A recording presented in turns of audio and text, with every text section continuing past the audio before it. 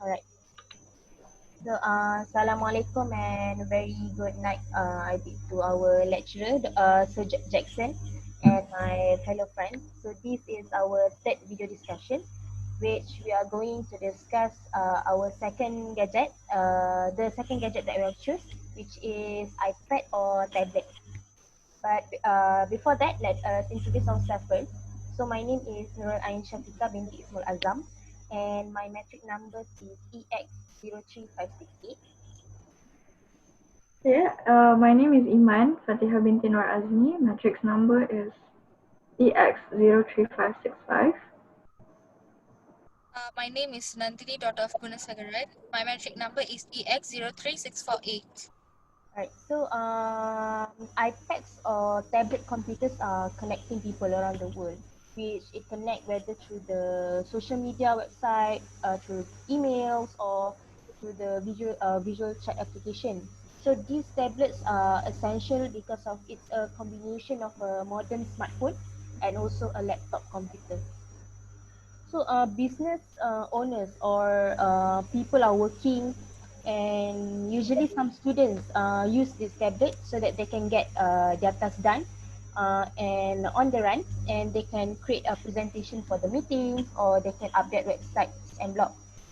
This is because iPads or the tablet computers are lightweight, compact, and also affordable. So why are some people more prefer using the iPads or tablet computer than their laptop or their smartphone is because the first advantage is it's easy for travel. So business people may need to travel extensively as part of their job to meet with the clients. They also need to perform the projects or travel with an office. So because of using the tablet, it allow the people or the business people to get their work done on the road so they can spend their travel time well. And if the business people or the workers use the iPad or the tablet, so their work will not be behind once their trip is done. The second advantage of using this iPad and tablet is because it can make the transaction. So people can use the tablet to transfer money online. So this means that business people can meet with the customer or the client and handle the transaction which the both party, which is the customer and also the business people, are there while doing the transaction. Unlike a laptop or smartphone, it's too hard to bring over to the meeting, and it's too small for the smartphone. It's too small for the client to see the transaction. So if using the iPad or tablet, it is suitable for the transaction online. So, and then this also can give the buyer or the customer, the client, more control and confidence as he is there when the money is drawn from his account bank. So the third advantage is that business people can use the tablet to keep in touch with the client, and also they can perform other work on the go. So because of the tablet allow someone that use it to update the company blog or to update the social media with links and promotion, and also they can answer emails no matter where they are. So he can update from his couch on the weekend, or they can just update while waiting their friend at a local cafe, at anywhere they can, because it is so lightweight. And then the last advantage of the iPad and tablet is that it's modern technology.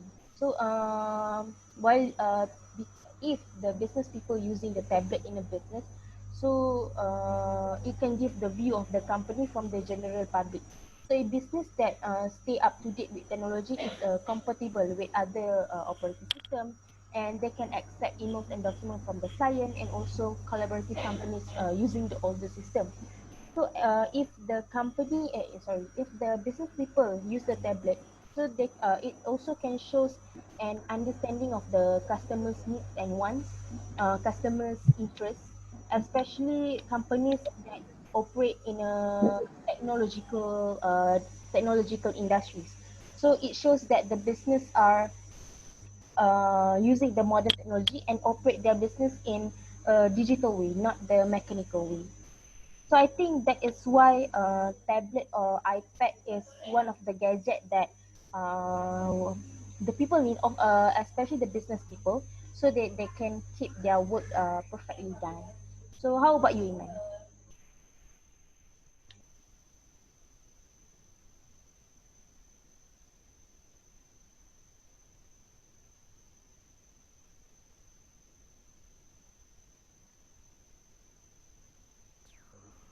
Sorry.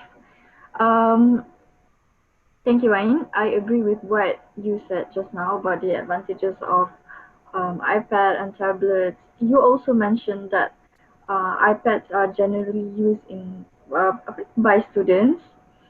So I just want to highlight a few advantages and disadvantages about using iPads in classroom.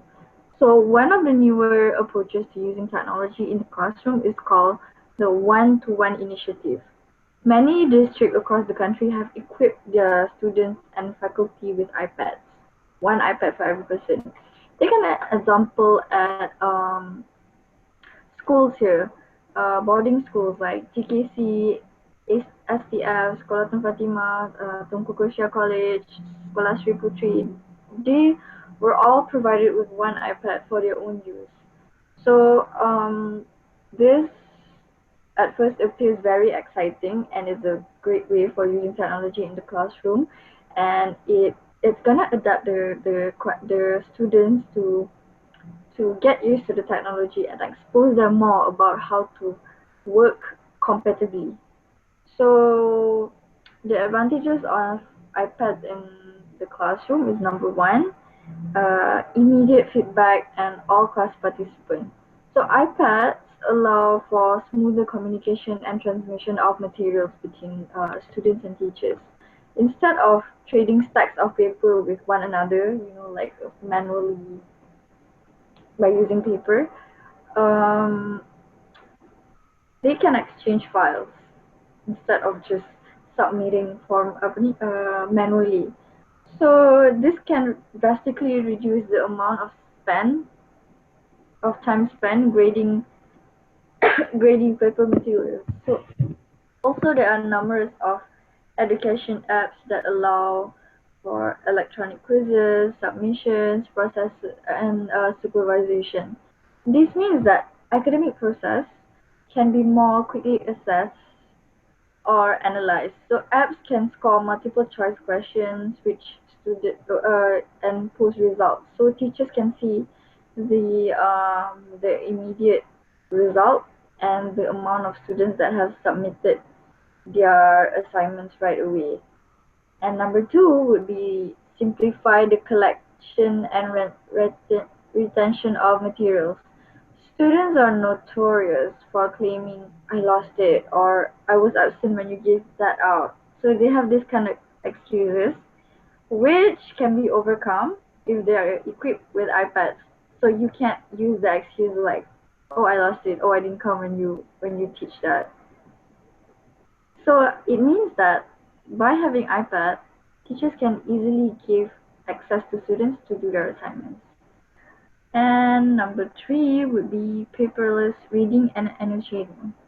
Many books and files are available electronically, and with the marking features available in certain apps, they are able to be annotated nearly as effectively as hard copies.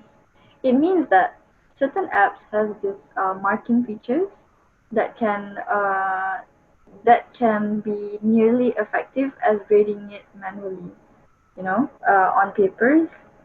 And then students can now even use apps to take pictures of text and immediately begin annotating them electronically. So this helps to keep all of their documents in one place and to permanently keep their work.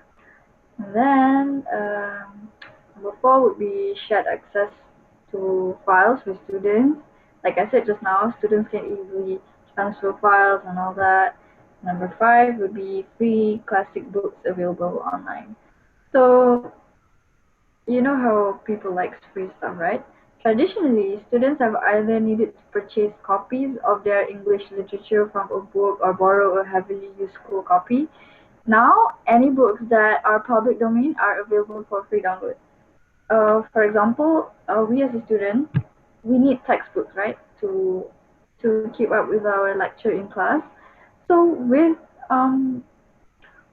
iPads, and they have so many apps that can just be your textbook. So it's much easier that way. It's much convenient that way. It doesn't you don't have to like carry lots of books to class and all that, you know.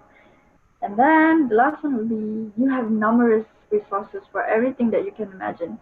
So the I quote, there's an app for that, unquote, is true for just about anything you might desire in your classroom. No matter what kind of task you want to do or what kind of problem you encounter, it is likely there is an educational app designed to help address that specific need. And if there isn't one, you can easily make one, you know. So I'm going to talk about the disadvantage of iPads in the classroom. Everything that we do has advantage and disadvantages. Now, the first advantages about having iPads in classroom is number one, no ideal workflow solution. It means that as of yet, there is no ideal workflow solution that really incorporates all aspects of teaching. Particularly, there is no one resource that allows for students to create and submit work and for teachers to easily receive, organize, grade, and return that work. Normally, performing a multitude of tasks requires the use of several different apps, you know.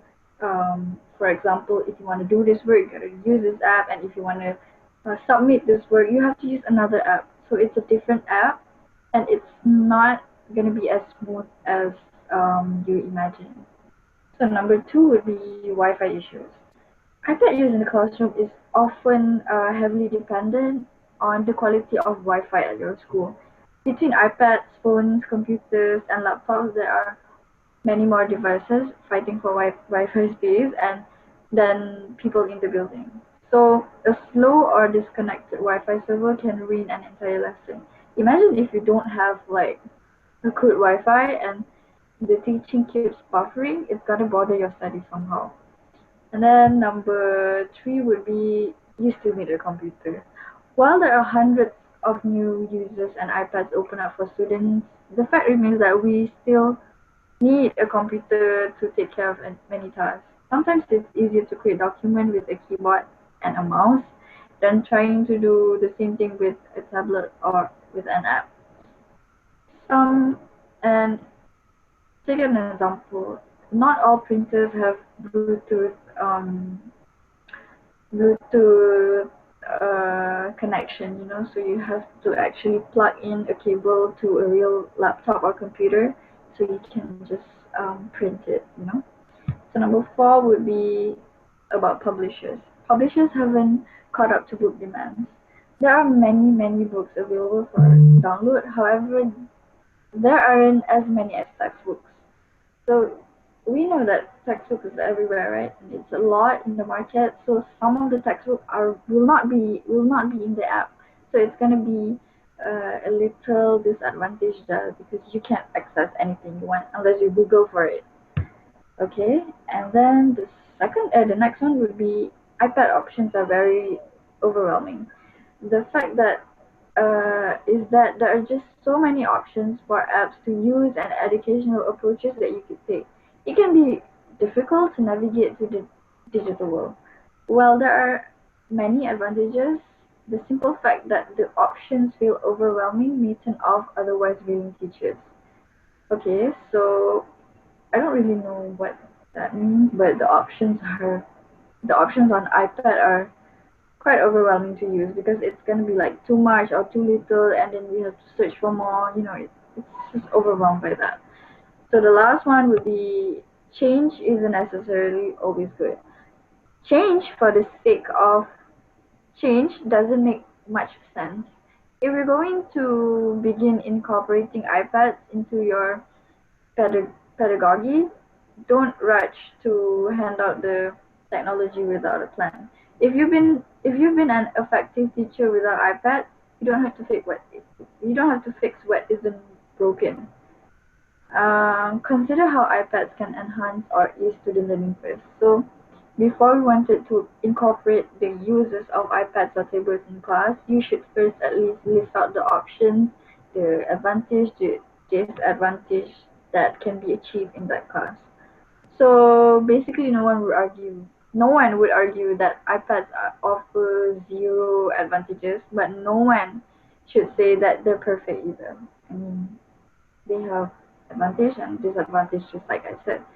So before diving headfirst into one-to-one pool, the one that I explained earlier, take time to consider what your students need and how you can address those with both and without technology. This that will certainly make you a more effective teacher in the digital age. I think I kind of agree with what iPads can and cannot do in a classroom, but somehow for adults like us, we go to classes and all that. I think the use an iPad is effective, but for school kids, that is a question because we don't know what to be doing with the iPad. So that's it from me, Nantini. What about you?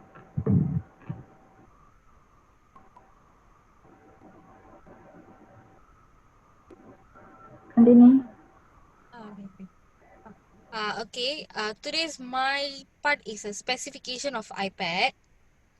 Okay, if iPad, we can choose either any of the color that they're producing, and they got a capacity, two capacities, 32 gig and 128 gig, and they got a size and weight.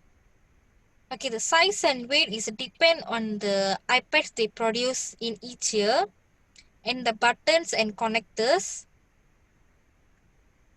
Okay, in other hand, the iPad is a lightning to use USB cable and also got the USB power adapter. The display is a 10.2-inch Retina display. Okay, if we see in the Retina display, 10.2-inch diagonal LED backlight multi-touch display with IPS technology.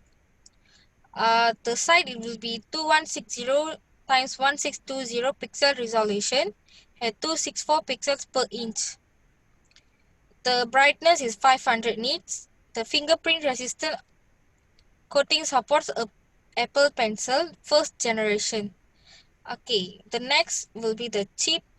Okay, the chip of iPad is the A10 Fusion chip with 64-bit architecture, embedded M10 compressor. Okay, the next will be the camera.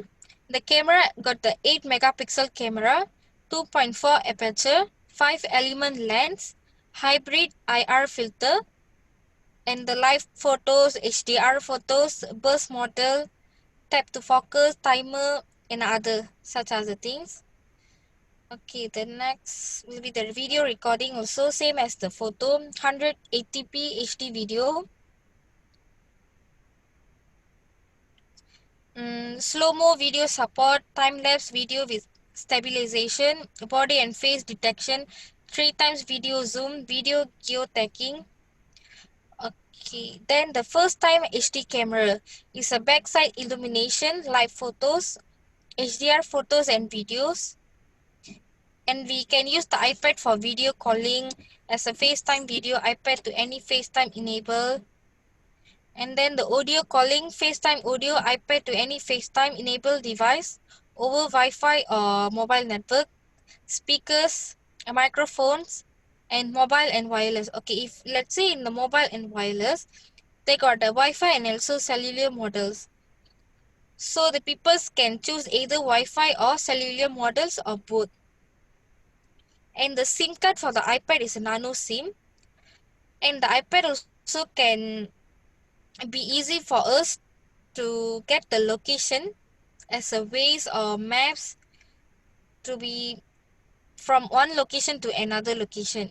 It will be more useful. And the sensor is a touch ID, accelerometer, a barometer, and ambient light sensor. And the touch ID is unlock iPad. Make purchase from the iTunes Store or App Store and Apple Books. Okay, the specification in the iPad got the Siri. The Siri will talk to us, use our voice to send message or set reminders, and use N-Free, listen to and identify songs or whatever an extra. And the power and the battery will be the 32.4 watt hour rechargeable, up to 10 hours serving the web on Wi-Fi.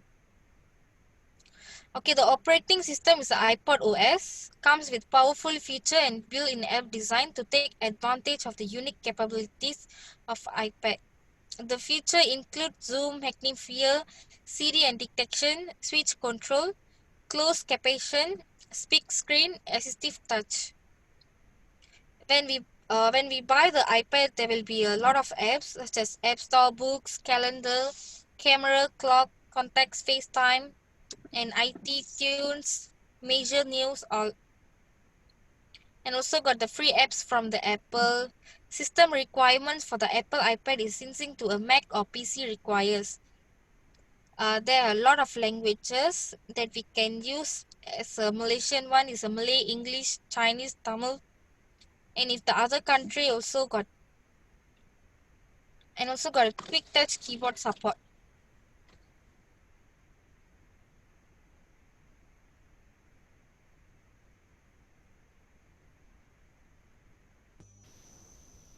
Is it done nantinya? Are you done?